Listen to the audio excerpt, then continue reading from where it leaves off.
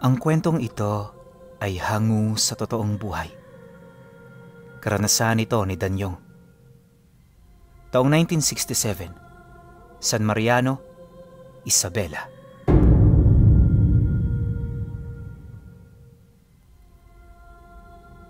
Noong mga panahong ito, kasalukuyang nakatira sa Karatig Bayan ang pamilya ni Danyong.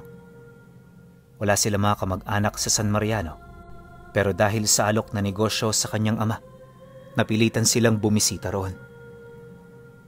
Kung hindi nyo kasi naitatanong, may nakilala itong tatay niya na isa ring negosyante.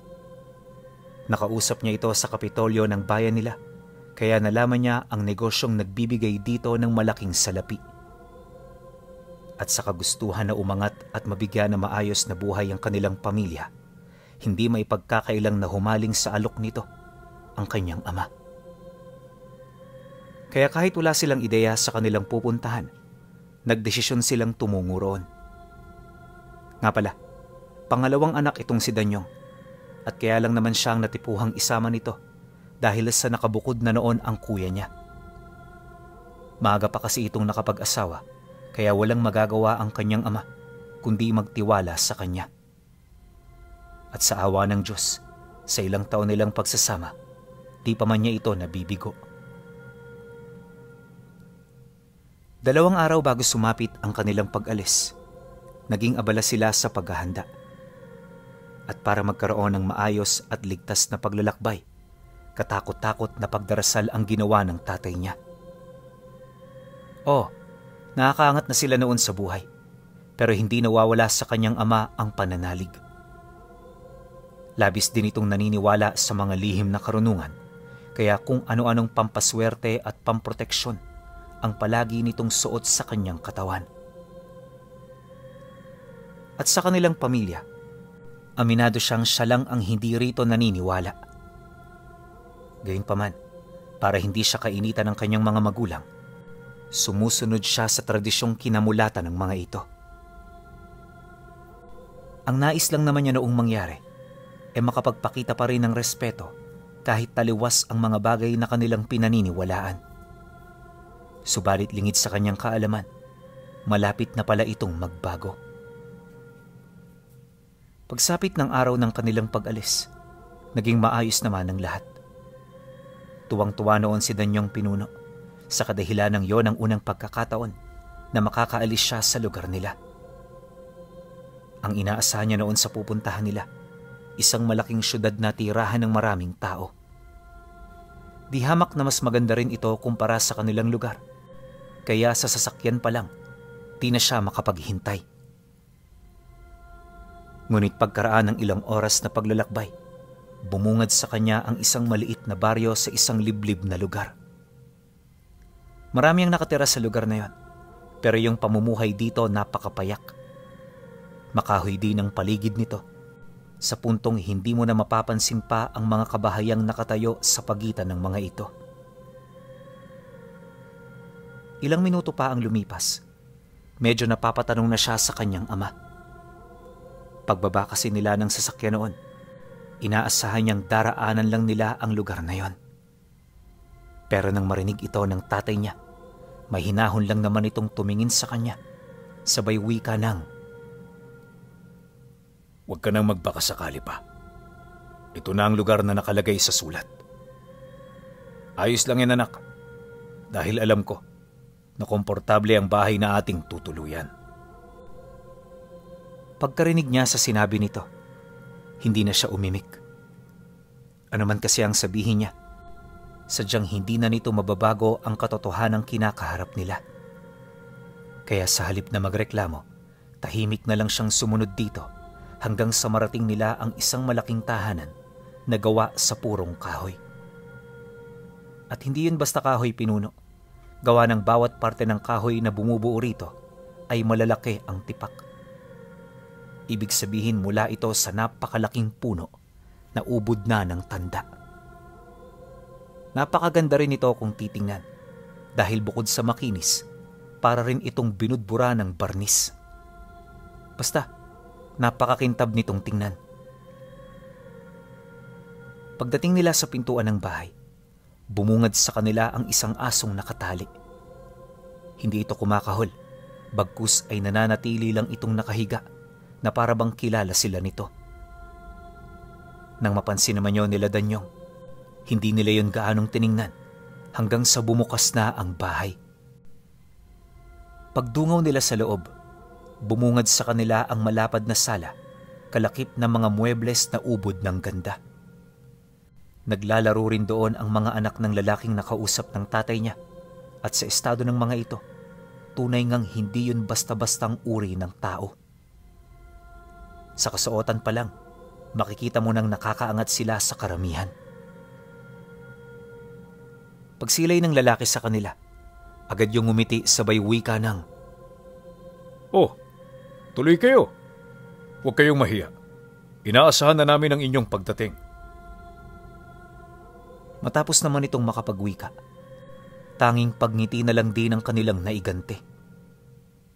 Ilang minuto pa ang lumipas, nagsimula na ang seryosong usapan sa pagitan ng lalaki at ng tatay niya. Dito niya nalaman na kalat ang negosyo nito at kasosyo rin ito sa malalaking kumpanyang gumagawa ng mantika, suka at kung ano-ano pa. Nabanggit din ito na kaya sila nito pinapunta ay dahil sa kagustuhan nito na sila'y magabayan.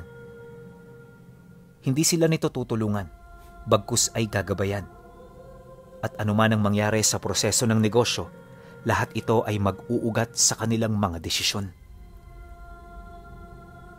Nang marinig naman yon ng tatay niya, isa-isa na nitong isinulat ang mga detalye sa librong dala-dala niya. Si Danyong naman, nagpatuloy lang sa pagmamasid sa paligid hanggang sa may mapansin siyang kakaiba. Yung dingding ng bahay nila bigla-bigla na lamang nawawala, tapos yung mga batang naglalaro, nag-iiba na ng itsura.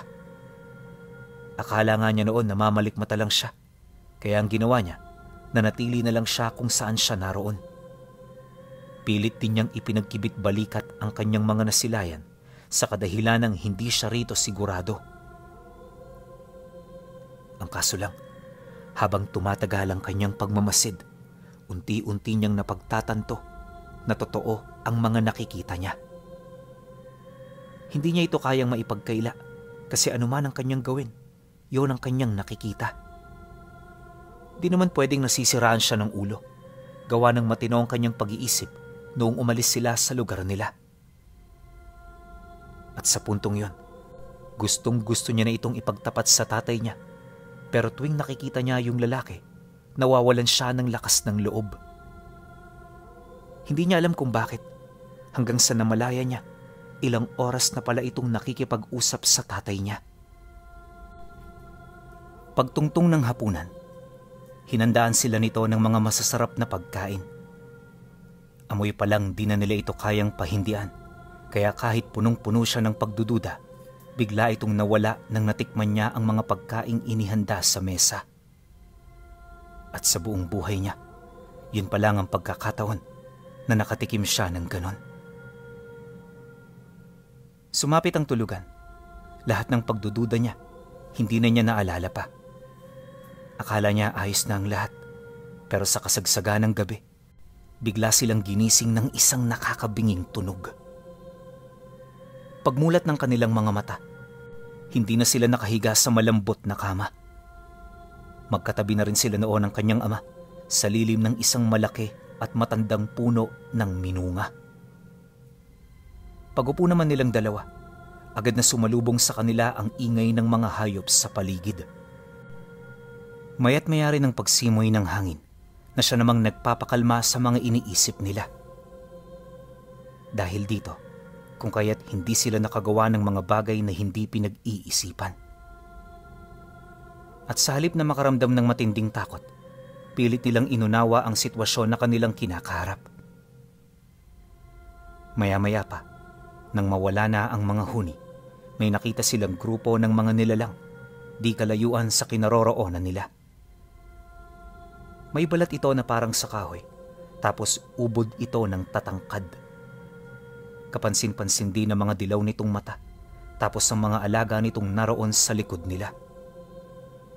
Parang mga aso ang mga nilalang na yon, na sa unang tingin, malalaman mong ubod ito ng bangis. Matapos naman nila yung makita, agad siyang itinago ng tatay niya. Huwag kang tatakbo, anak. Maghintay ka sa mga sasabihin ko. Pasimpleng bulong ng kanyang ama. Nang marinig niya ang sinabi nito, hindi na siya kumilos. Hinayaan niyang ito ang magmaniobra sa kanilang mga gagawin dahil sa alam niya na mas may karanasan ito sa kanya. Pagkaraan pa ng ilang minutong pagmamasid, dito nila nasilayan ang unti-unting paglapit ng mga nilalang. At nang makaharap na nila ito, agad na lumapit sa kanila ang nilalang na tila bang namumuno sa grupo. Sa lahat ng mga nilalang na nakita nila, tanging ito lamang ang may mga nakalutang na bolang apoy sa ibabaw ng ulo nito. Kapansin-pansin din ang mga pilat ng nilalang na yon na parabang marami na itong napagtagumpayang digmaan. Matapos naman nila itong masilayan, hinintay nila na yon ay magsalita. Sa estado kasi ng mga ito, mukhang wala itong balak na manakit. Kaya kahit naguguluhan at nababahala, sinikap nilang maging mahinahon sa kanilang mga gagawin. Minabuti rin nilang huwag kumilos mula sa kanilang kinaroroonan upang hindi akalain ng mga ito na meron silang masamang binabalak. Nang mapagtanto naman yon ng nilalang, laking gulat na lamang nila nang biglang rumupok ang balat nitong kahalintulad ng sakahoy. At sa isang kisap mata, bumungad sa kanila ang mukha ng nilalang na nagyaya sa kanilang pumunta sa lugar na yon. Nang masipat naman ito ng tatay niya, bakas sa mukha nito ang matinding pagkagulat habang seryosong nagtatanong dito ng, Anong kailangan mo? Ba't mo kami nilinlang? Hindi kita nilinlang, Amario. May dahilan ng pagpapapunta ko sa iyo rito. Huwag ka mag-alala, sapagkat meron akong isang salita. At kapag natulungan niyo ko, ibibigay ko ang kaunlarang matagal mo nang inaasam. Sa ngayon, kahit kami ang makapangyarihan sa lugar na ito, sadyang wala pa rin kaming magagawa sa mga demonyong namumugaran dito. Nais kong palayasin mo sila. Ibibigay ko ang lahat ng kailangan niyo para magawa ito. At sa sandaling maitaboy niyo na ang mga peste rito sa lugar ko, tsaka nyo palang makukuha ang pabuya. Sagot naman ng lalaki. Dagdag pa nito na, ang ama niyang napili para sa misyong yon dahil naramdaman nito ang bigat ng mga kargang dala nito. Napagtanto din ng mga engkanto na mulat na ang kamalayan nito sa lihim na karunungan, kaya yon ang pinakaangkop na individual para mag-ayos ng sigalot na kanilang kinakaharap. Matapos naman nila itong maunawaan, tsaka pa lamang sila nakahinga ng maluwag. Sa puntong yun kasi, nakumpirma na nila na hindi mga kalaban ang mga nilalang. Nakakasiguro din silang mga kaibigan ng mga ito, kaya agad na nagdesisyon ng kanyang ama na ito ay tulungan. Bahala na ako anong kaharapin nila. Ang importante, hindi nila yon maging kalaban. Matapos ang pag-uusap, tsaka pa lamang sila bumalik sa lugar kung saan sila tumuloy. Ayon kay Danyong, na sa sobrang bilis ng mga pangyayari, hindi na niya maisip kung papaano yon nagkaganon. Basta sa isang kurap ng mata, wala na sila sa lugar na napuntahan nila. Imposible man itong paniwalaan, pero wala siyang magagawa sapagkat yun naman talaga ang nakita niya. Pagsapit ng sumunod na araw, naging normal ang sitwasyon sa bahay. Ganun pa rin naman ang ganap. Masayang naglalaro ang mga bata habang ang mga magulang nito ay naghahanda ng pagkain at naglilinis ng bahay. May ilan din itong katulong sa lugar na alam nilang kalahiri ng mga ito. Nang masipat naman nila yon ng tatay niya, dito na sila lumapit sa padre de pamilya. Nadatnan nila yung nakaupo sa balkonahing nasa ikalawang palapag habang tahimik na pinagmamasda ng kabuuan ng baryo. Pagramdam naman ito sa kanilang presensya, agad yung napabaling kung saan sila nakatayo. Dali-dali rin sila nitong kinawayan, indikasyon na hangad sila nitong lumapit. Kaya naman ang masipat nila ang senyas nito, di na sila nagdalawang isip. At nang makalabas na sila ng balkonahe, itinuro sa kanila ng lalaki ang ibig nitong ipahiwatig noong nagdaang gabi. Ayon dito, lahat ng nakikita nilang tao sa baryo, nais nitong paalisin. Hindi dahil sa masyado na silang marami, ngunit bawat isa sa kanila nagtatangan ng masamang dugo sapagkat lahat ng nilalang na nakikita nila sa lugar na yon ay purong mga aswang. Mag-iisang dekada na itong naninirahan sa baryo at sa loob ng isang dekada, wala pa itong nahanap na taong magpapaalis sa mga ito. Subalit sa kabila ng haba ng panahong paghihintay, hindi pa rin natinag ang kanilang pag-asa. Naniniwala sila na darating at darating ang panahon na makakahanap din sila ng taong maaasahan ng kanilang pamilya. Dagdag pa nito na, wala silang kaide-ideya kung gaano ito nasisiyahan buhat sa kanilang pagdating. Pagkasambit naman ito ng mga katagang yon, maigi naman nilang pinagmasdan ang lugar.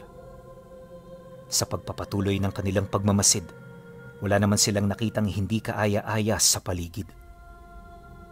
Ngunit nang binulungan sila nito ng dasal, dahan-dahan ang nag-iba ang kanilang mga nakikita. Paunti-unti, nagbago ang itsura ng baryo hanggang sa bumungad sa kanila ang katotohanan sa likod ng matinding sabulag na ibinalot ng mga ito sa lugar. Ayon kay Danyong, na nang pumasok ang usal nito sa kanilang mga mata, agad nilang nakita ang maraming kabahayan na halos hindi na mapagtirhan. Bigla ring nagkabako-bako ang daan, kasabay ng pag-usli dito ng mga bungo at kalansay ng tao. Mabilis ding binalot ng salot ang paligid, hanggang sa dito na nila nakita ang mga nilalang napilit na nagsusumiksik sa dinadala nitong mga balat kayo. Dagdag pa niya na, kahit anong gawing pagtago ng mga ito, hindi nila kayang maikubli ang kabuuan ng kanilang mga anyo. Ano man kasi ang gawin nila, pilit pa ring umuusli sa mga balat na sinuot nila ang mahaba nilang mga balahibo at mauumbok nilang mga katawan. Kahit sikat na sikat din ang araw, nanlilisik ang mga mata ng mga ito, indikasyon na hindi ito naaapektuhan ng sumpa ng diwatang si Adlaw. Matapos naman nilang masilayan ang lahat ng iyon, dito na unti-unting bumungad sa kanila ang mga taong nakatali sa gilid ng tahanan ng mga ito. Para na yung hayop kung titingnan, ngunit bawat isa sa mga ito, walang magagawa kundi ang maghintay sa kanilang mga kamatayan.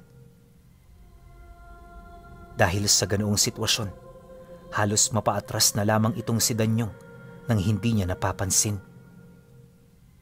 Sa sobrang takot niya kasi noon, nagkusa ng kumilos ang kanyang katawan. At nang makabalik na sila sa loob ng bahay, dito nila pinag-usapan ng kanyang ama ang tungkol sa mga gagawin nila. Medyo nag-aalangan na rin silang tanggapin ang misyong ibinibigay ng lalaki, gawa ng sa estado ng tatay niya, kahit may mga karga ito ay masyado pa ring imposible na mapalayas ang ganoong karaming mga nilalang. Mukha hong masyadong imposible ang pinapagawa niyo sa amin.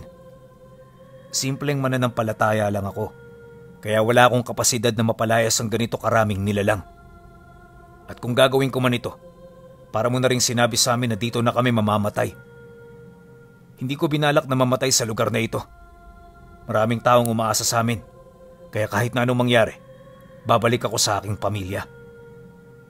Bungad na wika ng tatay niya. Nang marinig naman ng nilalang ang sinabi nito, agad naman yung lumapit sa kanila. Pagupo nito sa kanilang harapan, muli itong nag-usal ng mga buhay na salita hanggang sa magliwanag na ang gitna ng palad nito. Maya-maya pa, meron silang nakitang mga peraso ng papel na tila bang iniluwa ng liwanag. Kulay kayumanggi ang mga papel na yon at sa estado nito parang matagal na panahon na yung ginawa. 2 papel lang ang iniluwa ng liwanag bago yun tuluyang maglaho sa palad ng nilalang. Pagkatapos ng pangyayari, kinuha ito ng lalaki at tag-isang ibinigay sa kanila. Pagkaabot naman nila rito, may nakita silang isang simbolo na nakaukit dito. Bawat simbolong napapaloob sa papel, nagtataglay ng katangi-tanging abilidad. Yan ang inyong gagamitin para matalo ang inyong mga kalaban. Lahat din ng armas sa loob ng aming tahanan ay likas na mahihiwaga, kaya piliin nyo ng maigi ang nababagay sa inyo. Wika ng lalaki. Pagkasambit nito ng mga kataga, agad naman itong tumalikod sa kanila. Ang nais kasi nitong mangyari, sila na ang dumiskubre sa abilidad na kanilang nakuha. Kaya nang maiwan sila sa ikalawang palapag, maigi nilang pinagmasdan ang papel na kanilang hawak. Wala pang ideya noon si Danyong sa kung ano ang abilidad ng mga papel na yon, hanggang sa aksidente itong lumapat sa kanyang palad. At nang kumapit na sa palad niya ang mga simbolo, agad na sumagi sa kanyang pangitain ang kinakailangan niyang gawin para mapagana ito. Dito na rin niya naunawaan na ang kapangyarihan palang ibinigay sa kanya ng nilalang ay pamumuno sa mga kaluluwa. Ibig sabihin, hanggat may bisa ito, lahat ng kaluluwang ligaw o nasa impyerno ay kayang-kaya niyang utusan. Sa parte naman ng tatay niya, walang katapusang paggamit ng mga elemento at espiritual na sandata ang tinaglay nito. Halos walang kahinaan ng ganoong abilidad, kaya nang maunawaan ito ng tatay niya, abot langit ang naramdaman nitong tuwa. Pagsilay nito sa kanya, dali-dali siya nitong inabisuhan na lumabas na ng bahay para kaharapin ang mga nilalang. Ngunit nang malaman nito ng lalaki, agad sila nitong pinagbawalan. Lingid kasi sa kanilang kaalaman, hindi rin mga basta-bastang aswang ang kanilang kalaban. Sa lahat ng lahi ng mga aswang, ang uring yon ang nagtataglay ng pinakamakunat na katawan. Hindi ito basta-bastang namamatay at hindi rin yun basta-bastang nanghihina. Dalawang bagay lang din ang kinakain nito at yun ay ang karne at kaluluwa ng tao. Mula rin sa kanilang kinakain nakadepende ang kanilang mga lakas. Kaya kapag masyado ng matanda ang nilalang, hindi na rin masukat ang kakayahan nito. Nang marinig naman ng ama ni Danyong ang sinabi ng lalaki, nagkaroon ito ng pagdududa ukol sa iilang bagay na ikinuwento nito sa kanila. Medyo hindi kasi kapani-paniwala ang parte na sila ang kauna-unahan nitong nilapitan sa loob ng 1 dekada. Kaya kung tama ang hinala ng tatay niya, marahil ang mga nauna sa kanila ay nabigong mapalayas ang mga ito. Nakakasiguro rin siyang patay na ang mga taong yon dahil sa ganoong larangan, palaging kaakibat ng kabiguan ang kamatayan. Dahil sa sinabi nito, lahat ng nakarinig ay tila bang napatahimik. Maya-maya pa, dito na nagsalita ang nilalang sa kanila. At kagaya ng inaasahan, sinang-ayunan nito ang kuro-kuro ng kanyang ama. Kaya naman nang marinig niya ang naging sagot nito, tuluyan ding nawala ang kumpiyansa sa kanyang sarili. Batid niyang hindi magiging madali ang lahat, gaano man kalakas ang tanga nilang abilidad.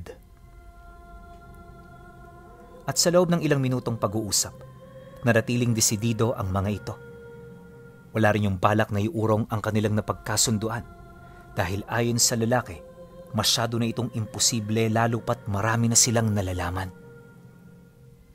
Nang marinig naman ng kanyang ama ang sinabi nito, napatahimik na lang din ito. At kahit labag sa kanilang loob na sumunod, minabuti nila na pagbigyan ng nais ng mga nilalang. Sa kabilang banda kasi, alam nila na yun na lang ang nag-iisa nilang paraan kung nais nilang makalabas dito ng buhay. Kaya sa loob ng ilang araw, nagsanay sila ng nagsanay. Hindi man sigurado sa kanilang ginagawa, pinilit nila itong gawin, alang-alang sa pamilyang naghihintay sa kanila. At sa pagsapit ng huling araw ng buwan, nangyari na ang kanilang kinakatakutan. Ayon kay Danyong, magbabandang 6:00 na ng hapon nang umatake sila. Paglabas nila ng bahay, agad nilang pinagpapapatay gamit ang kanilang mga sandata, yung mga nilalang nakasalukuyan noong naglalakad sa tabi ng daan. Lahat ng tinatamaan nito ay mabilis na nalusaw, habang ang iba naman matagumpay na nakalayo sa kanila. Kaya yung naging posible ay dahil sa napag-aralan nila ng mabuti ang kahinaan ng mga ito. Nang maalarma naman ang mga nilalang, para itong grupo ng mga paniking nagsiliparan sa kalangitan. Halos ilang segundo din ang kinakailangan ng mga ito upang tuluyang makapagpalit ng anyo. At kahit wala silang ibinuhos na langis, nagagawa nila itong maisakatuparan. Simpleng-simple lang ang proseso ng pagpapalit. Gawa ng literal na isinusuot lamang nila ang kanilang mga balat kayo, kaya anumang oras, pwedeng-pwede nila itong mahubad. Dahil sa ganoong abilidad, kung kaya't madali itong nakakaresponde sa kanilang mga kasama.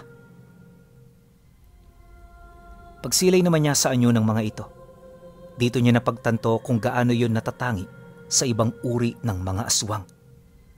Taliwas sa iba na kumukuha ng anyo sa mga hayop, ang mga nilalang na yon ay parang mga taong inalisan lang ng balat at tinubuan sa likod ng mga pakpak. Humaba rin ang kanilang mga binti, kaya tuwing lumalapag ang mga ito, hindi nito maiwasang mapaupo. May kakaiba ring huni ang mga nilalang na halos magparupok sa kanyang mga buto. Pagbulusok naman ng mga ito, mabilis sila nitong pinaikutan at habang lumilipad, walang patid ito sa paghuni para manindak.